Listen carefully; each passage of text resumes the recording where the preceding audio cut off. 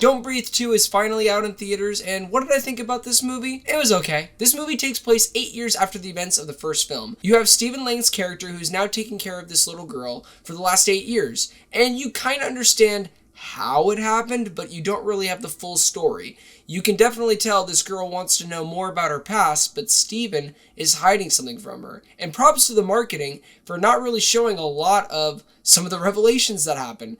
The thing that I didn't like about the marketing was it showed really all the awesome kills, or at least the build-up to the awesome kills, and that kind of killed it for me in this movie. No pun. Going into the things that I really enjoyed about this movie, it was about 15 minutes in where the movie really started for me when the invaders came in.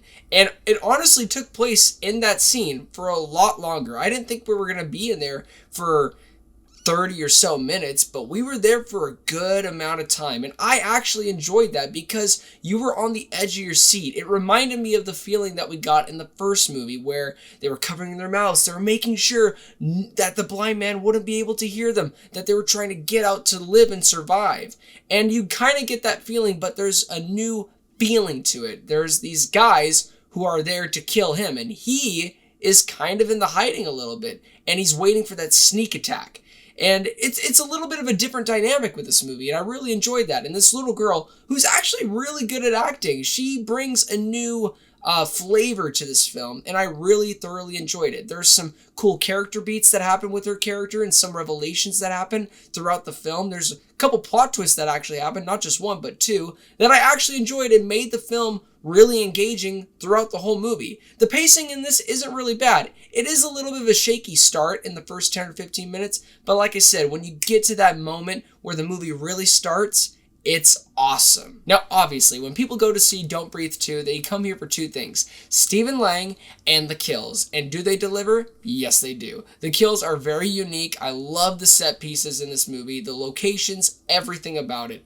Do I wish the trailers edited out certain sequences so it wouldn't spoil awesome moments? Yes. But, I digress, with this movie, those scenes are still awesome, and they're still entertaining. And if you like movies like that B-movie level, the B-horror movies, this movie delivers in all of those senses. Now, this movie isn't perfect, and I already knew it wasn't going to be good as the first one. It is flawed. There are certain revelations that kind of don't really make sense. They are good, and they're very entertaining, but to me, they didn't really add up. And some of the dialogue in this movie is very awkward. It feels very forced, especially in the first act. It just felt very corny, very cheesy, lines that would have just been better that they didn't say anything, that you just felt a certain moment, because you feel a lot more of a character when you just see their emotions. You don't have to say it every single time. And the last thing that I really didn't like about this movie was that there were some dumb character choices in the beginning. It didn't really add up. That was pretty much my big issue with this movie, guys. It doesn't really add up in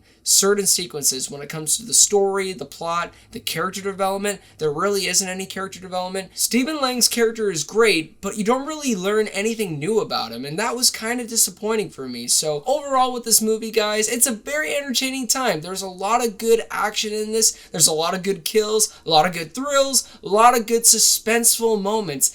But it is bogged down by some very awkward dialogue, some very forceful dialogue, some things that just don't really add up when it comes to the story, the revelations, and really dumb choices that are made by certain characters in the beginning of the film. So with that being said, I'm going to give Don't Breathe 2 a 7 out of 10. Well, thank you guys so much for watching my review. It really means a lot. Please don't forget to like and subscribe, and also don't forget to be blessed.